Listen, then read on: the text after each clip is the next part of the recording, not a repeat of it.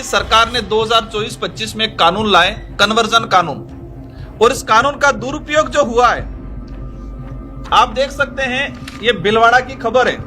Solar plant की आड़ में एसटी एससी की 300 बीघा जमीन सामान्य वर्ग के नाम करा दी भूमाफियों ने।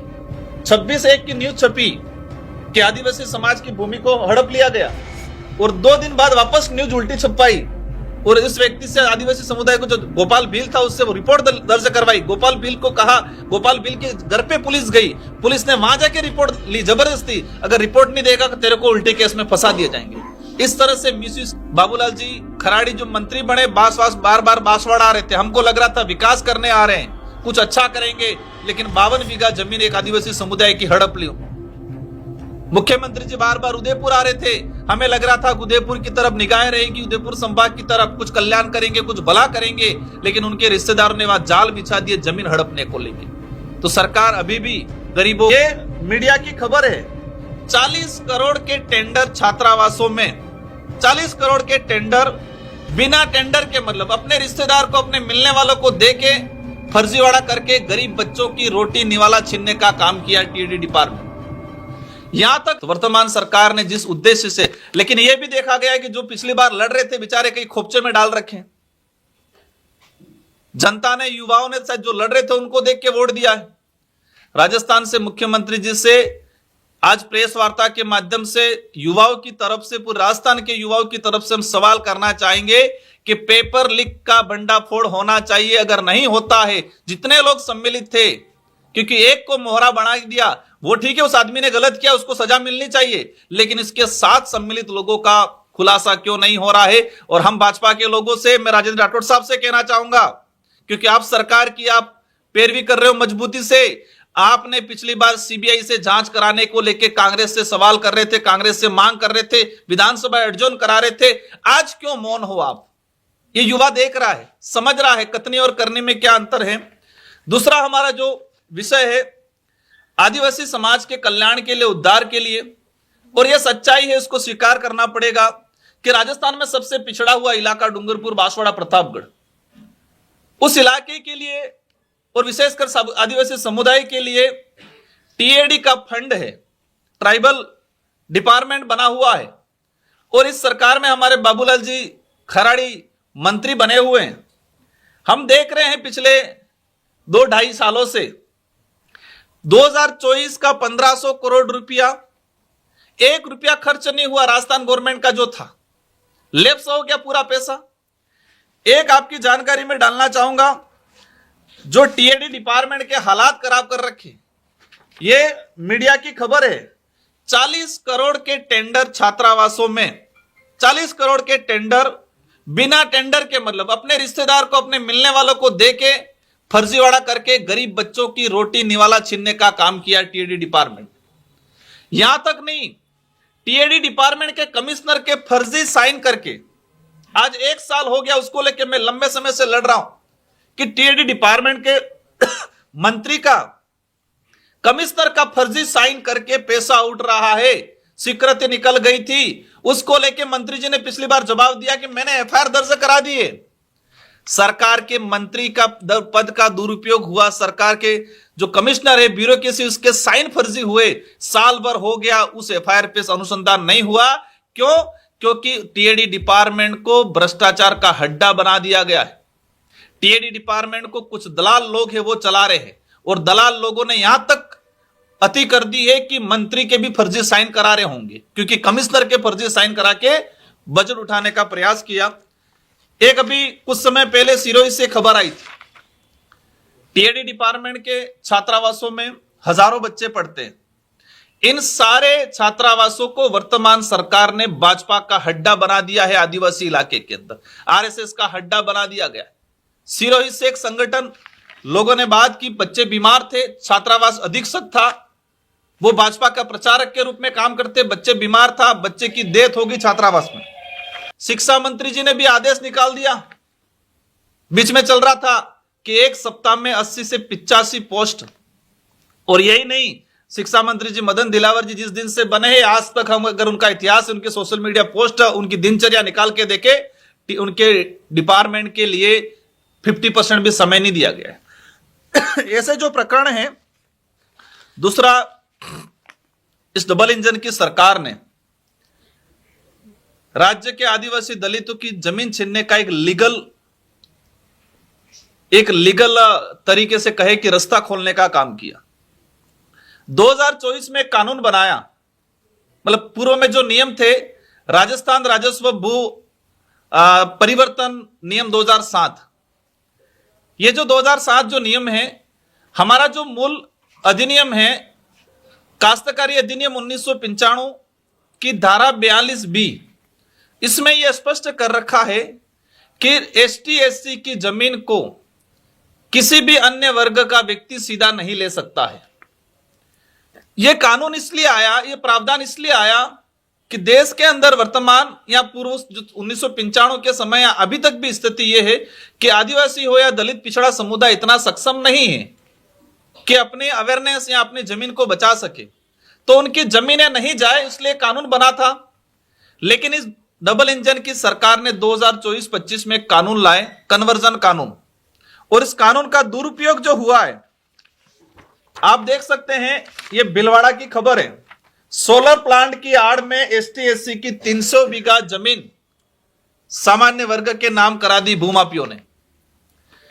उनका कहा गया कि आदिवासी और दलित पिछड़े समुदाय के लिए हम अच्छी कानून लेके आ रहे ताकि उनका कुछ कन्वर्जन होकर सोलर प्लांट लगाया जाए।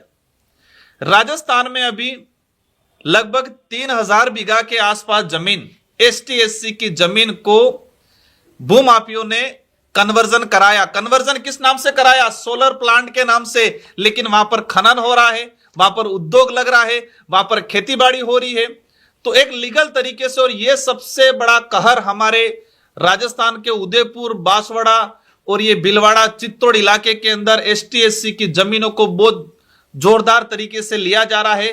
कन्वर्जन का रूल्स ये था कि आपको कन्वर्जन कराना है, कन्वर्जन का पावर एसडीओ कलेक्टर को था, इस सरकार ने दे दिया तहसीलदार को। कन्वर्जन की समय अवधि थी 85 या 90 दिन का, इस सरकार ने कर दिया 45 दिन में कन्वर्जन करना है।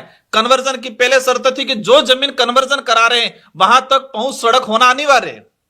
लेकिन उस जमीनों को आसानी से और बिकवाने के लिए उन्होंने कहा कि कोई पहुंच सड़क अनिवार्य नहीं है। उस कानून का इतना दुरुपयोग हुआ है। आज से आजादी के बाद अब तक जितने आदिवासियों की जमीन नहीं बिकी थी, इतनी 2 साल में बिकी है, क्योंकि वो समुदाय इतना सक्षम नहीं है कि अपनी जमीन को बचा पाए, इतना अवेयरनेस नहीं है। तो इस सरकार में आदिवासियों की जमीन बहुत जोरदार तरीके से सरकार ने खुद ने मदद किया है। तो उस कानून पे रोक लगाई जाए और सरकार जवाब दे। हमने विधायक जी से क्वेश्चन भी लगवाया है, अभी तक उन्होंने अप्रूवल नहीं दिया है। लेकिन जो आदिवासियों की जमीन विकास के नाम पे हड़पी जा रही है, उसका हम पुरजोर तरीके से विरोध करेंगे। मैन हमारा जो आदिवासी समुदाय का जो व्यक्ति था, किका मीणा, जो बाली पाली से रहने वाला था, उसकी उदयपुर में जमीन थी, उस जमीन को सरकार सीएम साहब के रिश्तेदार बता के जो जमीन हड़पी है, तो उस पे सरकार ध्यान दे। अगर नहीं देगी तो उसको लेके हम सीएमओ के आगे धरना देंगे आने वाले समय में। और जरूरत पड़ी तब भारत के प्रधानमंत्री जी, उनके जो प्रधानमंत्री जी, हमारे प्रधानमंत्री जी, वहां पर भी उस परिवार को लेके मैं जाके धरना दूंगा।